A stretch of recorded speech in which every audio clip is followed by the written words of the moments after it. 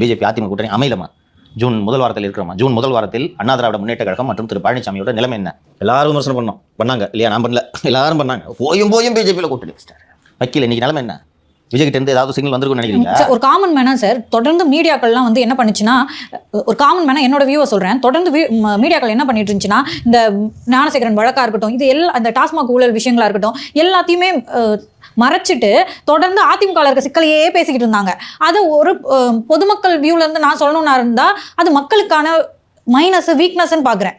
மக்களுக்கு அவசியம் இல்லாத விஷயம் இல்ல அவசியமானது மக்கள் கிட்ட கொண்டு போய் சேர்க்கல. சோ அது ஒரு மிகப்பெரிய தடையா இருந்துச்சு. இப்போ இவங்க ரெண்டு பேரும் ஒரு கூட்டணி வச்சது எனக்கே ஒரு ஆறுதலா இருக்கு. எப்பா ரிலீஃபா அபாடி முடிஞ்சிச்சா இல்லைன்னா இவர் பன்னீர்செல்வம் என்ற ஆளுமையை பற்றி செய்திகள் வந்து கொண்டிருக்குமா?